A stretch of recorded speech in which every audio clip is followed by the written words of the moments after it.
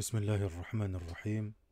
الحمد لله رب العالمين والصلاة والسلام على أشرف الأنبياء والمرسلين نبينا محمد وعلى آله وصحبه أجمعين.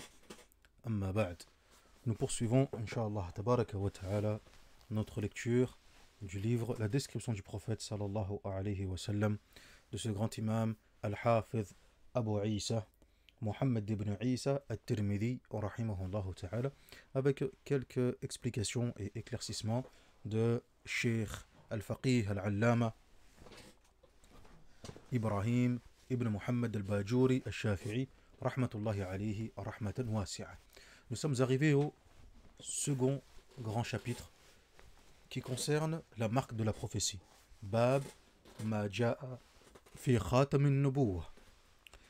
قال المؤلف رحمه الله تعالى: حدثنا أبو رجاء قتيبة بن سعيد قال حدثنا حاتم ابن إسماعيل عن الجعد بن عبد الرحمن قال سمعت السائب ابن يزيد يقول: ذهبت بي خالتي إلى النبي صلى الله عليه وسلم فقالت: يا رسول الله إن ابن أختي وجع، فمسح رأسي ودعا لي بالبركة وتوضأ فشربت من وضوئه وقمت خلف ظهره فنظرت إلى الخاتم بين كتفيه فإذا هو مثل زر الحجلة.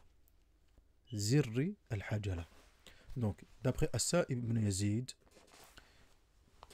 radhiyallahu anhu, il dit: ma tante maternelle m'amena chez le prophète sallallahu alayhi wa sallam et dit: ô messager d'Allah, le fils de ma sœur souffre.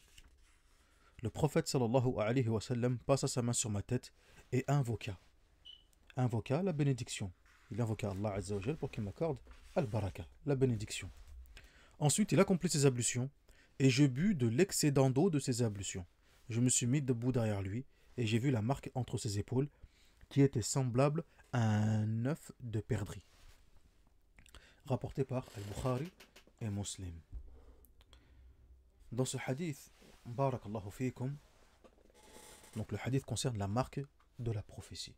Mais dans ce hadith, on voit aussi également quelques points. Parmi ces points, barakallahu fikum, c'est, comme il a dit Al-Bajuri rahimahullah ta'ala, l'imam Al-Bajuri rahmatullah alayh, يؤخذ منه أنه يسن للراقي أن يمسح محل الوجع من المريض. Que il est recommandé pour le raqi, celui qui veut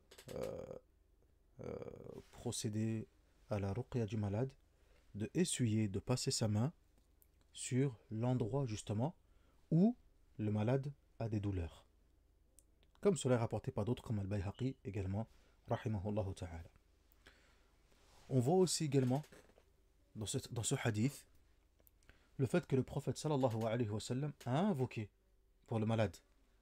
Comme il dit lui-même, Da'ali bil baraka. Il a invoqué pour moi la bénédiction. Donc ici, qu'est-ce qu'on voit encore? C'est qu'il est recommandé Yusannu lirraqi an yad'u'a lil marid bil baraka.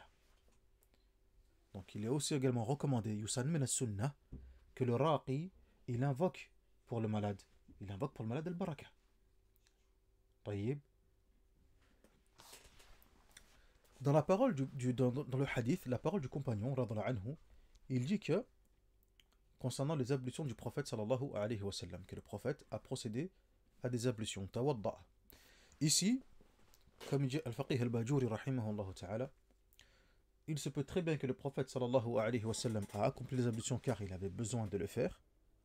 Tamam, yahtamilu annahu sallallahu alayhi wa sallam tawadda li hajatihi lil wudu, wa yahtamilu annahu tawadda li yashrab dhalika al-marid min wudu'ihi. Tout comme il se peut que le prophète sallallahu alayhi wa sallam a tout simplement effectué les ablutions pour que le malade puisse boire justement cette eau. Tamam. Tayyib. Venons à cette eau maintenant, barakallahu fikum. Venons maintenant à cette eau. Les fuqaha, ils ont discuté, ils ont regardé le hadith et ils se sont posé la question. Ici, lorsqu'il dit que j'ai bu de l'excédent d'eau de ses ablutions, ou j'ai bu tout simplement min wadu'ihi, c'est-à-dire j'ai bu de l'eau qu'il a utilisée pour faire ses ablutions, min wadu'ihi. Alors, est-ce que ça concerne l'eau qui est restée dans le récipient, min wadu'ihi, Ou bien ici, ce qu'il faut comprendre, c'est أن يراد به المنفصل من أعضائه صلى الله عليه وسلم. Ou bien ce qu'il faut comprendre, c'est plutôt l'eau qui a coulé, qui a quitté les membres du corps du prophète sallallahu alayhi wa sallam. Al-Faqih al-Imam al-Bajuri, rahimahullah ta'ala, lui penche pour la deuxième position, le deuxième cas de figure, pour la deuxième possibilité. À savoir que l'eau ici en question, c'est l'eau qui a quitté les membres du corps du prophète sallallahu alayhi wa sallam. Donc, l'eau qui a quitté son visage, qui a quitté ses bras, ses mains, ses pieds. Donc, toute cette eau-là a été réunie dans un récipient et ensuite il a bu de cette eau. Il dit l'imam al-Bajuri, rahimahullah ta'ala, il dit وَهَذَا الْأَخِيرُ أَنْسَبْ بِمَا قَصَدَهُ الشَّارِبُ مِنَ التَّبَرُّكِ. Il dit cela est beaucoup plus propice et beaucoup plus évident. Étant donné que, barakallahu fikum, cela rejoint l'intention du buveur, à savoir chercher al-baraka. Or, on sait très bien que le prophète sallallahu alayhi wa sallam, de son vivant, il était tout à fait permis de chercher la baraka auprès de lui sallallahu alayhi wa sallam. Tamam, Jayid. Donc cela est beaucoup plus probable. Jayid, Jamil. Et ensuite, il décrit donc, barakallahu fikum, la taille et la marque, justement, de la prophétie, le sceau de la prophétie qu'avait le prophète sallallahu alayhi wa sallam. Donc ici, ce chapitre, barakallahu fikum, donc, il est lié à quoi donc? Au caractère physique du prophète sallallahu alayhi wa sallam. Ce chapitre va concerner, barakallahu fikum, ce point qui est une réalité, un point que le prophète sallallahu alayhi wa sallam a évoqué lui-même, à savoir cette fameuse marque de la prophétie qui était présente entre les épaules du prophète sallallahu alayhi wa sallam.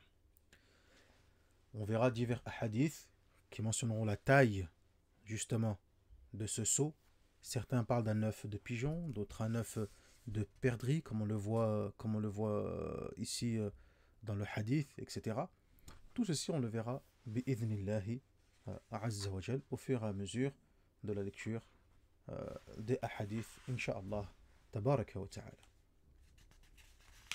On passe ensuite au second hadith. Il nous dit l'imam al-Tirmidhi, rahimahullah ta'ala, il nous dit حدثنا سعيد ابن يعقوب حدثنا سعيد ابن يعقوب الطلقاني قال حدثنا أيوب بن جابر عن سماك بن حرب عن جابر بن سمرة رضي الله عنه قال رأيت الخاتم بين كتفي رسول الله صلى الله عليه وسلم غدة حمراء مثل بيضة الحمامة. Il dit Jabir ibn Samura رضي الله عنه, j'ai vu la marque de la prophétie entre les épaules du messager d'Allah sallallahu alayhi wa sallam. C'était un nodule rougeâtre semblable à un œuf de pigeon. Et le hadith, il est sahih. Le premier hadith est rapporté par le Bukhari et Muslim. Et ce hadith, il est également sahih, rapporté par At-Tirmidhi, rahimahullah ta'ala. Donc, le premier nous parle de un œuf de perdrix. Le second, ce hadith ici, nous parle d'un œuf de la taille d'un pigeon. Les fuqaha, qu'est-ce qu'ils nous disent sur ce point? Ils disent qu'il n'y a pas de ta'arud, il n'y a pas de contradiction, comme dit l'imam al-Bajuri, rahimahullah ta'ala. La ta'arud bayna hadhihi riwaya wa riwayat as-sabiqa. Il n'y a aucune contradiction entre cette parole, entre cette version du hadith et la précédente. Et également la précédente. Chacun a vu la marque de la prophétie et chacun, barakallahu fikum, a essayé d'estimer cette protubérance dans le corps qui était présent dans le corps du prophète sallallahu alayhi wa sallam de façon qu'il estimait être la plus juste. Donc que ceci soit décrit comme étant semblable à un œuf de perdrix, ou bien que ceci soit décrit comme étant semblable à un œuf de pigeon, tout ceci est tout simplement approximatif. Donc il n'y a aucune contradiction entre toutes ces versions et entre tous ces hadiths qui décrivent la taille de cette protubérance. Taïb. Tout ce qu'on doit retenir de cela, c'est que, voilà, ça ressemble à peu près à cette taille-là. Proche de la taille d'un œuf. tout simplement. C'est juste qu'on est proche de cette taille-là. Walhamdulillahi Rabbil Alamin. Tayyib. Et c'est ce qui revient souvent d'ailleurs. Ensuite, on me dit d'une couleur rougeâtre. D'une couleur rougeâtre. Tamam. Donc, on voit que ici, cette marque de la prophétie, tamam, elle était un petit peu rougeâtre. طيب وهكذا نكتفي بهذا. On va s'arrêter là inshallah tabaraka wa ta'ala walhamdulillah rabbil alamin et on poursuivra inshallah tabaraka wa ta'ala في الدرس القادم avec la suite des ahadith inshallah tabaraka wa ta'ala walhamdulillah rabbil alamin wa sallallahu ala nabiyyina Muhammad wa ala alihi wa sahbihi ajma'in subhanaka allahumma wa bihamdik ashhadu an la ilaha illa ant astaghfiruka wa atubu ilayk.